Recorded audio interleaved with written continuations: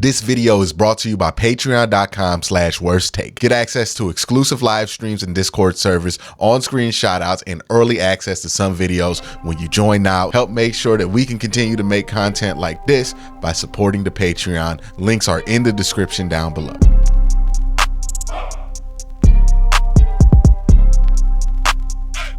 It's no content.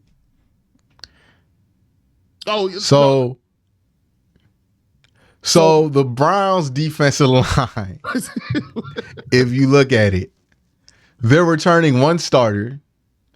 They might return one other person in total. And what, Alex Wright might be the only dude, because like if you look at the edges, is Obo, and there's Zadarius, there's Miles, and then maybe Alex Wright, who will be kicked inside. Yeah.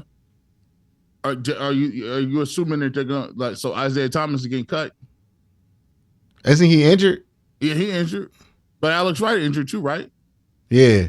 So both of them injured. So maybe those two make the cut. By the way, we're returning maybe 3 players. That defensive tackle rotation might be all new. Shelby Harris, Dalvin Tomlinson, Maurice Hurst, and Siaki Ika.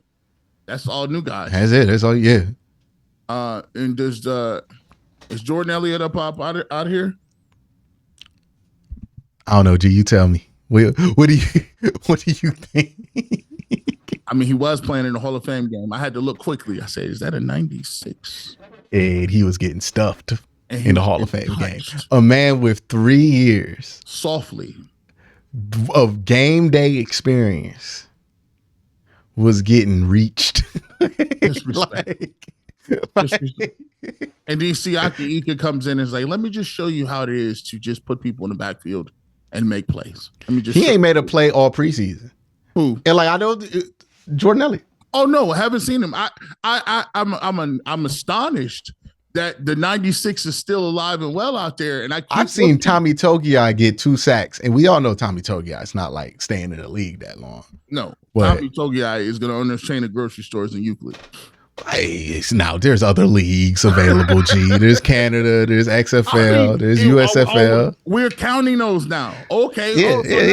Like he can make, like, you know, the hope is eventually he can make a good living playing for them leagues out there. You know, you can make a decent living in Canada. Oh no, he'll start. He's starting for the USFL. He's starting for the USFL. He's starter. USFL. I don't know about the XFL though, because that's a little bit higher. It's a little bit. You feel like there's levels to it? You feel like USFL is a little. You ever watch it? You ever watch it? Like, go watch an XFL game and a USFL game back to back, and it's pretty clear there's levels, especially like when you see like the ball movement and who's fast and who's not. Offensively, I like the XFL. Like, I watched what's the team in Texas? Was San Antonio or something? Like you talking about the BROWNS? Like, it's them and it's another team that they like, and I believe it's in St. Louis. Oh, the Battlehawks, yeah. They sell out. I'm like, bro, there's a lot of people there, bro. There's a lot of people. The XFL is like, a lot of fringe dudes is in the XFL. Some fringe guys are in the USFL, right? Like, because it's so close to the regular season, and you can just watch an XFL game and a USFL game. He's like, oh no, there's a clear talent difference. You know what I mean? Maybe I was watching them because they because of the sponsor. So I was like, all right, man, USFL, they sponsor. I'll watch them. And then we had a dudes come on USFL, but I don't know. It's hard as hell to get in the Canadian League now. They'd be like, they got limits, bro. Either way, this defensive line has changed dramatically for the Cleveland Browns. How much of an impact do you think that's going to make on game day, G? I mean, night and day. I mean, I look at this, and this is the defensive line I've always wanted. Like, when we would play other teams and we play the Ravens, not necessarily the scheme per se, but the aggressive nature of it. Like the guys that can stay stout, that don't get blown off the ball, the guys that are looking to attack and can go after a quarterback. I mean, when you look at it from defensive end to defensive end, I mean, they got a size and a body type for everything that they want to do. And it baffles me that Andrew, I don't know how he does it. I mean, because when you started, I was looking at it like, man, I don't know what they're gonna do. Jadeveon Clowney was out of here. Go back and remix that to last year. Jadeveon Clowney says, "Oh, he came out and said what he said." And then you have a shell. Taven Bryan was a nothing. I told you Elliott, that was nothing. Your linebacking core was a shambles. But you get a guy like Jim Schwartz, and then you start to look at when they go get Obo. They come with Zadarius Smith, who I think is, to me, is one of the best defensive linemen Myles Garrett's ever played with. I mean, he's not one of those dudes. You know how you hang out with a dude and you want the dude to be a wingman, and you're like, but he really ain't the wingman. Like he don't have no good cologne. His Jordans is dusty, and he's wearing outdated baggy jeans. Like you can't be a true wingman if you dusty out here like that, bro. And Darius Smith is like, no, he comes to the game plan with places to go. Like, yeah, I got a group of people we gonna hit up. We're about to do an after hour. Then we're gonna do like a day type joint. We're gonna go to. He got an itinerary. He got a game plan too. He got a game plan too. And I love the fact that like he's challenges him. And when you go to practice, you see Zadarius Smith being like, oh, Myles Garrett, I know you, yeah, but I'm over here too. Like let's compete. I love the competitive nature. And then I don't understand how they let us ski mask Shelby Harris for free. I mean, we got Zadarius Smith for basically minimal. We got Shelby Harris for a little bit of cash. Nobody picked him up. And then Dalvin Tomlinson was the guy who I thought was going to be the biggest name added. And all of a sudden, you got a defensive line who I tell you, is a top three defensive line, and it's arguably number one because Myles Garrett, as Coach said today in practice, he's in the backfield every play. This is the one thing with Myles that I've been fascinated with in camp is he looks better than he's ever looked before, and he's already Myles Garrett. Like, what happens when a dude like Myles is not only supported, but like takes another leap there? And I think that speaks to, I don't know if the change is because Jim Schwartz is a genius or it's because Jim Schwartz is just a different person who has a different emphasis on where he wants the line to be. But it's clear to me that when Andrew Berry was shopping for Joe Woods, and we all do this, right? Like, let's bring it to our grocery shopping list, right? All right. When Andrew Berry was shopping for Joe Woods, Joe was like, hey, I don't care what you get a defensive tackle, just get the basics, but make sure you get this brand at safety. Make sure you get this and that. And to the Browns' credit, like at least at DB, they've gotten some nice guys. Yeah. Right. But defensive tackle was an afterthought. And this is where I'm like, I've been more hesitant to be critical of his ability to draft defensive tackles, because if you're drafting players in a situation where they're going to be afterthoughts, the evaluation is not going to be that great, and you're not going to get the best players. So think about it like this. When they were focused on those DBs, look at who was going first in those drafts, right? Spent a first round pick on Greg Newsome. Spent your first pick in the draft on Martin Emerson, right? A lot of emphasis on those players, and those players panned out. It's not about if you spent the resources, it's about what resources do you spend, right? We spent quality money on safety, quality money on corner, keeping Denzel Ward. That's where the emphasis was on the defense. Jim Schwartz comes in and is like, okay, we need to up our value here at defensive line, right? We need to put some nice pieces around him. And all of a sudden the defensive line looks a lot better. And it's because the emphasis, right? The priority is now on the defensive line. And you benefit from already prioritizing the back end. Now you have a plethora of corners. You have a great defensive line here. And I always want to leave room, because they were so bad last year that I find it hard to believe that they're just going to be a completely 180 different team. But it's also hard to believe that they're not going to be 180, a completely different team. You know what I mean? Yeah, like you see it. You see the pieces and parts.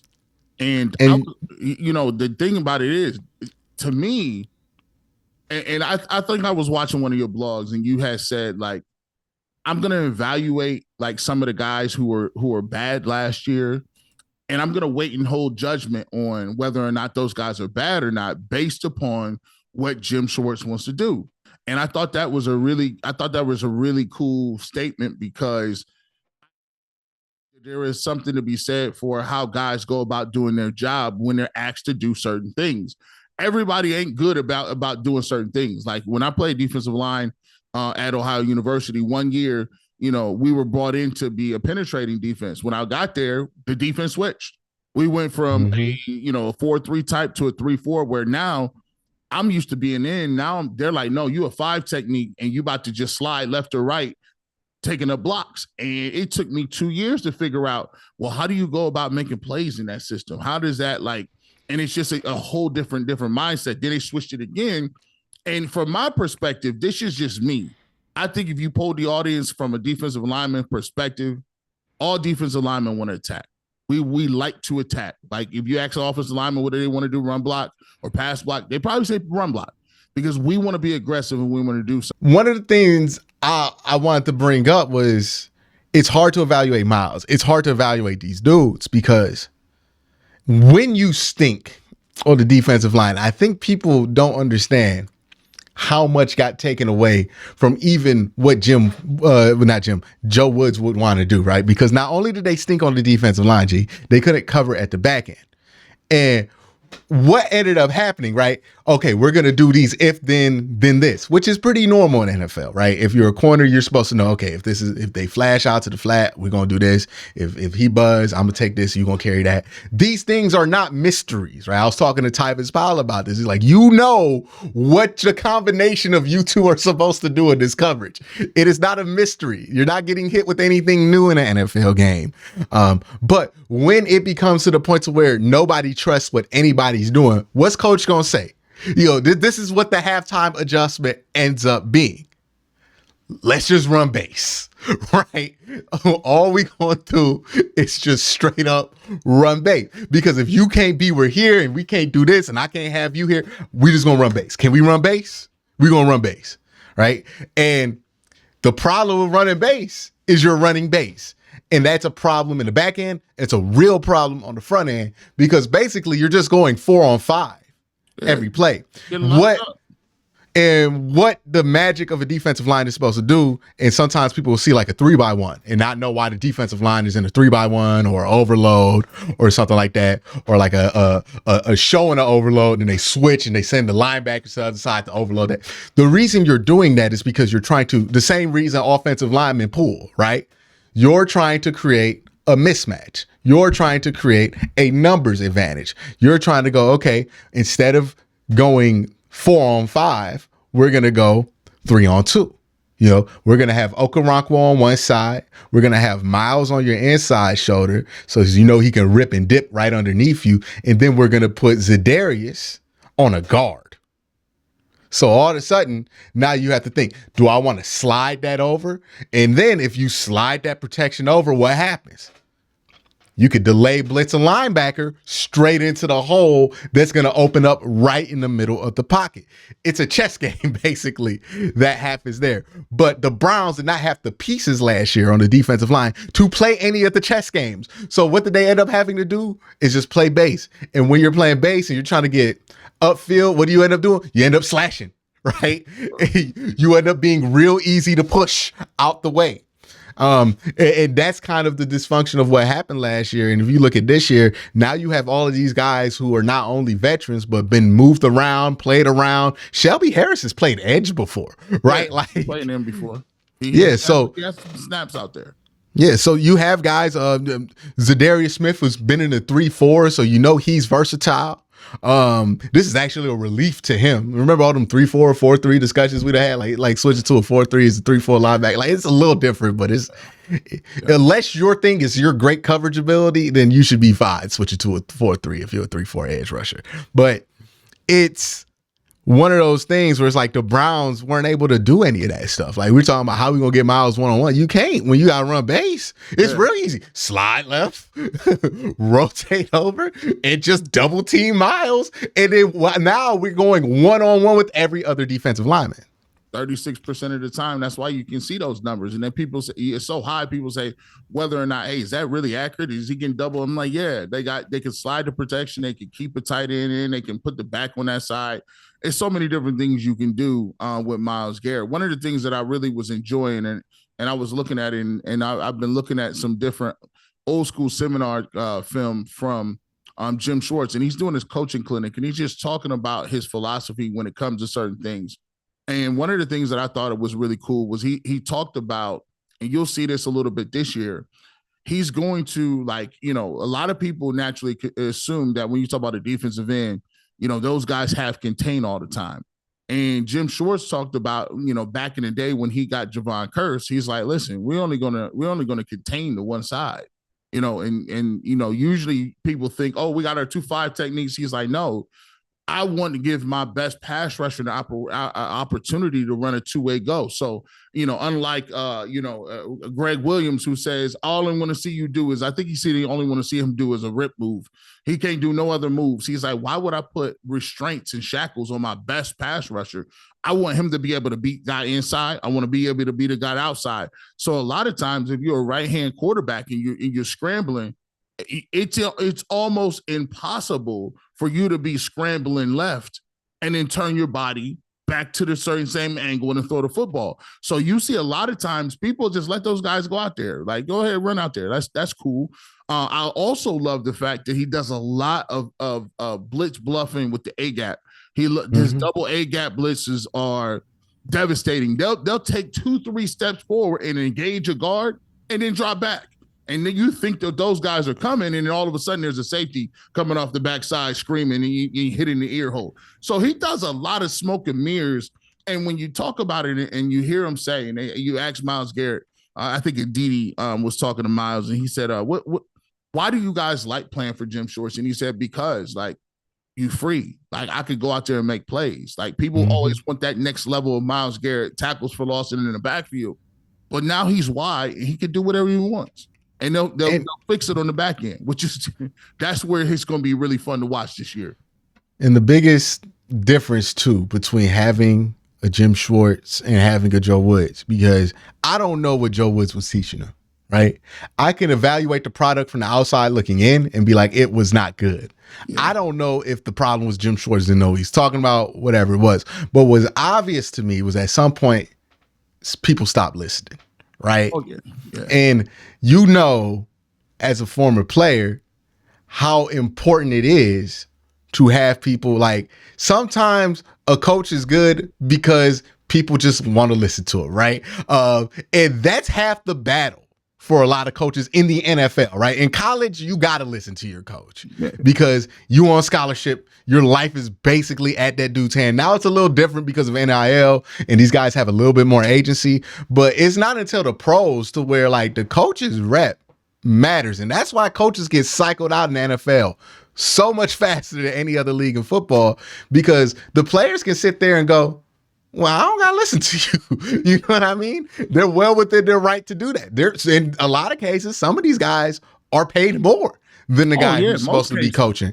Yeah. And it's like in the NFL, a lot of it is, why should I listen to you, right? The reason that former championship coaches get hired all the time isn't because people feel like their contributions genuinely led to a championship. It's a lot easier to convince somebody to listen to you because you won a championship, right? That's why those accolades matters, because you need that to walk into a room and say, hey, I'm going to run this system. You want to check it? Look at the tape, right? That's the difference that Jim Schwartz has. The system that Joe Woods wanted to run is a system that's won Super Bowls, right? It's the Seattle system, right? It's 4-2-5. It's a lot of 2 high, 3 high looks and a lot of quarters. And it's worked before. But Joe Woods is walking in and saying, hey, listen to me. I was the DB coach for San Francisco.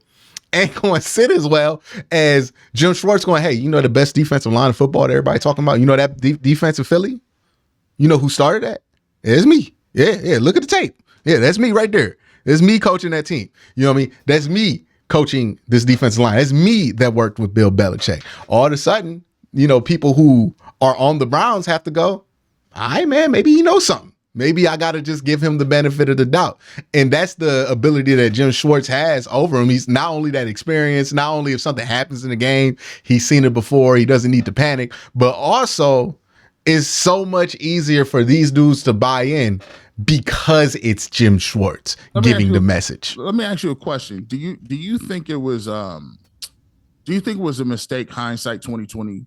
Do you think it was a mistake that when you're running that Seattle defense, obviously, Tyvis, I talk to him all the time, and you look at you got Earl Thomas, you got Cam Chancellor, Brandon Brown, you got Richard Sherman, you got guys back there. I could understand why you ran that, and that was the focal point of their offense, or excuse me, their defense. But they also had Bobby Wagner. Don't get it twisted. They had guys up there. Do you believe that it was a mistake running that type of defense when you could have catered to who was the best people in your team, which is the D-line? The thing I don't think people pay attention to, right? Because those dudes became dudes. But before they were dudes, it was Richard Sherman was who? Yeah, he was no-name gangster. Cam Chancellor wasn't really he was like a good prospect, but he wasn't, I don't think, was he a first-round pick? No, I think Earl Thomas was, though. Earl Thomas was the real deal, but he was undersized. Yep. Right. So you kind of had, and it sounds crazy to call the Legion of Boom this because they have outgrown it. But at the beginning of that, it was a band of misfits. Right. You got a 5'9" safety. You got a 6'3" former wide receiver corner who was, like 6 string last year. You got all of these Brandon Browner, remember him, on the other side. Like you had all of these misfit items that you had to figure out what to do with. And that's what that system's great for. That's a system you can run well when you have a bunch of dudes who are mid-round picks. Or late round, who are in the league because they can follow direction. It's kind of like the Shanahan offense, but for defense. And what I mean by that is the Shanahan offense tends to work great with quarterbacks of a certain caliber, right? Quarterbacks of a certain potential level. What you saying? I'm saying, you could throw Case Keenum in a Shanahan style offense and he'd be all right. All day. If Baker Mayfield decides he wants to pay attention and do it, he ran the Shanahan style system fine. Jared Goff, Jimmy Derek G, Carr. Brock Purdy, all these guys have something in common. The potential is not through the roof, right? Yeah. We throw Deshaun Watson in the Shanahan system in the last 6 games of the season. He looks awful. It's not a coincidence. That's not a style of quarterbacking of offense that's meant for a quarterback who can make plays. That's meant for a quarterback who can avoid not getting played on, right? Like that's what that system is for, is to kind of mask some of your weaknesses. And if you feel like your weaknesses are at the quarterback position, you could run the Shanahan style offense and get away with it. But the second you introduce a baller to that position, it changes. Matt Stafford got there, that offense changed, right? We stopped talking about it being a Shanahan style offense because it wasn't a Shanahan style offense anymore. Whenever a good quarterback gets there, they're not going to run that kind of stuff because they don't need to be on time. They have the arm strength, the vision, and the poise to be able to overcome that kind of a thing. Like Tom Brady didn't go to San Francisco when he had the opportunity. He went and played under an air raid, right, in Tampa Bay with I'm blanking on his name, but Bruce. Bruce Arians. Yeah, Bruce Arians, Byron Leftwich, right? He decided to go to an aired out system because he wants more control, right? Lamar Jackson's going through a similar thing where he's going from a passing offense that was very limited to one with more control. Because when you have elite potential at that position, the more control is preferred. It's kind of like playing Mario Kart or, it's kind of like bowling with the bumpers, right? Okay. Yeah. You bowl with the bumpers, you're going to get some pins, right? You're not going to get a strike every time, but you're going to get some pins and you're going to be all right if you suck at bowling. But if you're good at bowling, you're going to want them bumpers down, not just because of because it's not respectful for a good bowler to have them bumpers up, but also because you want to use the edge of that lane, like that space that you want to use. And there ain't even no grease on them lanes. Yeah. But them bumpers ain't got no grease on them.